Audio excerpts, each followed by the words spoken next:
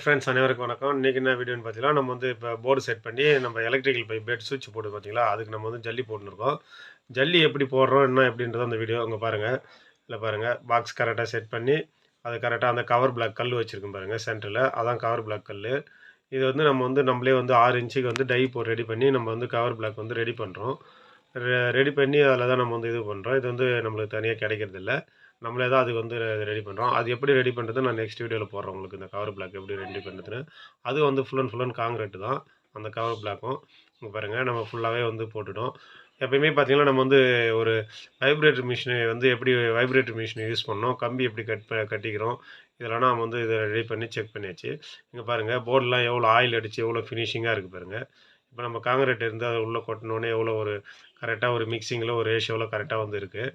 இது மட்டும் இல்லாமல் நம்ம வந்து அது எப்படி அந்த எலக்ட்ரிக்கல் பைப்லாம் கவரை இதாகுதான்ட்டு நம்ம செக் பண்ணுறோம்.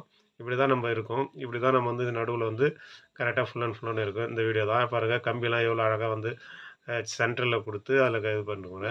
எதுக்கு இந்த சென்ட்ரல் கொடுக்குறோன்னா, நாளைக்கு ஃபியூச்சரில் ஏதாவது ஒரு பைப் லைன் எதுவும் இருக்குதுன்னா நம்ம கம்பி மாட்டக்கூடாது, கம்பி எதுவும் கட் பண்ணக்கூடாது தான். பைப் லைன்லாம் அழகாக அந்த கம்பியில் கட்டி ஜல்லி போட ஆரம்பிச்சாச்சு. இப்போ ஜல்லி வந்து போயின்னு இருக்குது.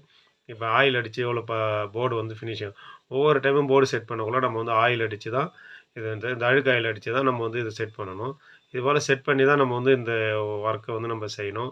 இதுதான் நம்மளுக்கு ஜல்லி லோட் ஆகின்னு இருக்கு. இங்கே பாருங்கள், ஒரு மூட்டை இப்போ போட்டாச்சு. இப்போ அடுத்து ஒரு மூட்டை போட்டுன்னு இருக்காங்க. இப்போ நம்ம உடனே என்ன பண்ணணும்னா, இப்போ வந்து நம்ம வந்து ஒரு வைப்ரேட்டர் மிஷின் எடுத்து நம்ம போடணும். இப்போ பாருங்கள், இப்போ நம்ம மேஸ்திரி வந்து வைப்ரேட்டர் மிஷின் எடுத்து இப்போ போட ஆரம்பிச்சிடாரு. இப்போ ஏன்னா ஒரு லோடு உக்காந்துச்சு.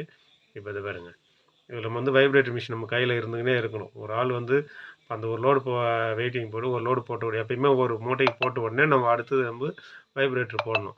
அடிக்கடிக்கு நம்ம வந்து வைப்ரேட்டர் போடக்கூடாது. அது வந்து சும்மா ஒரு 3 பாண்டு கொட்டிட்டு உடனே வைப்ரேட்டர் போடுறது, 5 பாண்டு கொட்டிட்டு வைப்ரேட்டர் போடுறது போடவே கூடாது. எப்பயுமே ஒரு மூட்டைக்கு போட்டுட்டு அடுத்து தான் நம்ம வந்து வைப்ரேட்டர் போடணும். எதுக்கு நான் சொல்கிறேன்னு கேட்டிங்கன்னா, நீங்கள் அடிக்கடிக்கு வைப்ரேட்டர் போட்டிங்கன்னா அந்த வைப்ரேட்டர் வந்து சைடில் இருக்கிற பைப்பை டேமேஜ் பண்ணுறதுக்கு வாய்ப்பு இருக்குது. கம்பி போயிட்டு வந்து ஓரம் ஒதுக்கி விடுறதுக்கு வாய்ப்பு இருக்குது. ரெண்டாவது பார்த்தீங்கன்னா, நீங்கள் வைப்ரேட்டர் போடக்குள்ள ஃபுல் அண்ட் வந்து இந்த சிமெண்ட் பால்லாம் வெளியில் போயிடும். இந்த வீடியோ ஃபுல்லாக பாருங்கள். வீடியோ ஃபுல்லாக பார்த்தீங்கன்னா தான் அது வைப்ரேட்டர் போடக்குள்ள என்ன நடக்குதுன்றது தெரியும்.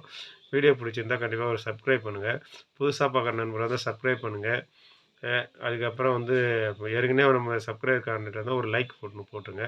கமெண்டில் ஏதோ டவுட் இருந்தால் நீங்கள் கமெண்டில் பண்ணுங்கள். கண்டிப்பாக நம்ம ரீப்ளை பண்ணின்னு தான் இருக்கோம் கமெண்ட்டுக்கு. இங்கே பாருங்கள், இப்போ பாருங்கள் எவ்வளோ அழகாக அந்த அந்த வைப்ரேட்டர் போடக்குள்ள அந்த ஒரு கரெக்டாக ஒரு இடத்துல இங்கே பாருங்கள், இந்த சைடில் கீழே பார்த்தீங்களா, இது போல் தான் வந்து அந்த ஜல்லி வந்து ஃபுல்லாக வந்து கீழே இறங்கும். இதுமாரி இறங்குறப்ப வந்து நம்ம வந்து அந்த இது ஃபுல்லாக சிமெண்ட் பால்லாம் வெளியில் போயிடுச்சுன்னா நம்மளுக்கு அந்த ஃபினிஷிங் வந்து